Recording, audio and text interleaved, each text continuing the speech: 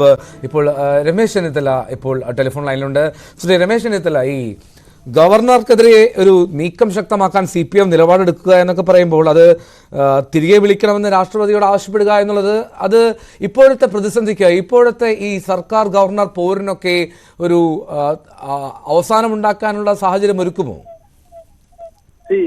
നമ്മളിതിനെ കണ്ടത് പൗരത്വ നിയമ ഭേദഗതിയുമായി ബന്ധപ്പെട്ട് അദ്ദേഹം ചില പരാമർശങ്ങൾ നടത്തിയപ്പോൾ അന്ന് ഞാൻ പ്രതിപക്ഷ നേതാവായിരുന്നു. അന്ന് പ്രതിപക്ഷത്ത് നിന്നൊരു പ്രമേയം ഞങ്ങൾ കൊണ്ടുവന്നു, ഗവർണറെ പിൻവലിക്കണം, വിഡ്രോ ചെയ്യണം എന്ന്. അന്ന് ഈ ഗവർണറുടെ പൂർണ്ണ പിന്തുണ കൊടുത്തത് ഇന്നത്തെ മുഖ്യമന്ത്രിയാണ്, ഭരണകക്ഷിയാണ്.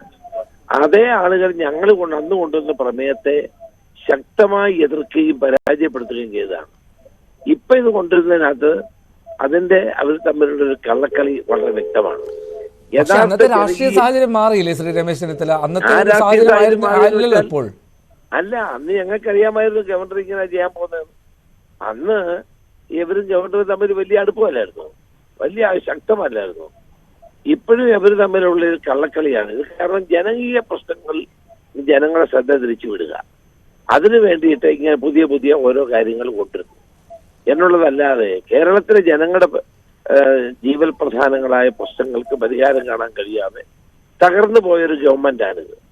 ആ ഗവൺമെന്റിന് അതിൽ നിന്ന് ശ്രദ്ധ തിരിക്കാൻ വേണ്ടിയാണ് ഇത്തരം കാര്യങ്ങളൊക്കെ പൊക്കിക്കൊണ്ടുപോയത്. അല്ലെ അന്ന് ഞങ്ങൾക്ക് പിന്തുണ പ്രഖ്യാപിച്ചാൽ മതിയായിരുന്നല്ലോ. ഗവർണറെ പിന്തുണ ഭരണകക്ഷിയും പ്രതിപക്ഷവും ഒരുമിച്ച് ആവശ്യപ്പെടുമായിരുന്നല്ലോ. അന്ന് ചെയ്യാതെ അന്ന് ഗവർണറുടെ കൂടെയായിരുന്നു, ഇപ്പോഴും ഗവർണറുടെ കൂടെ തന്നെയാണ്. ഇത് ജനങ്ങളെ കബളിപ്പിക്കാനുള്ള തന്ത്രമാണ് ഇവിടെ ആവിഷ്കരിക്കുന്നത്. ശ്രീ രമേശ് ചെന്നിത്തല, ഒരു കാര്യം ചോദിച്ചോളട്ടെ. അന്ന് ഇതുപോലെ ഒരു പ്രമേയം UDFന്റെ ഭാഗത്ത് കൊണ്ടുവന്നു. ഇപ്പോൾ സർക്കാർ ഇത്തരത്തിൽ രാഷ്ട്രപതിയോട് ഗവർണറെ പിൻവലിക്കണമെന്ന ആവശ്യം ഉന്നയിച്ചാൽ UDF സർക്കാരിനൊപ്പം നിൽക്കുമോ? UDF നിലപാടിൽ മാറ്റം? ഞങ്ങൾ നിൽക്കേണ്ട കാര്യം എന്താ? അവർ ഞങ്ങളുടെ കൂടെ നിന്നില്ലല്ലോ. പിന്നെ എന്ത് വേണമെന്നുള്ളത് പാർട്ടി തീരുമാനിക്കും.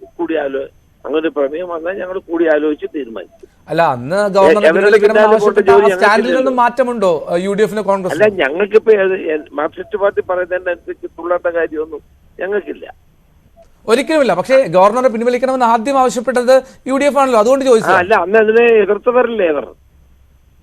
അല്ല, ഇപ്പോൾ അവർ നിങ്ങളുടെ വഴിക്ക് വന്നു എന്ന് കരുതിയാൽ? അല്ല, അങ്ങനെ ഇപ്പൊ അവർക്ക് തോന്നുമ്പോ കൊണ്ടുവരുമ്പോ ഞങ്ങൾ പിന്തുണയ്ക്കണമെന്നുള്ള എന്റെ കാര്യമൊന്നുമില്ല.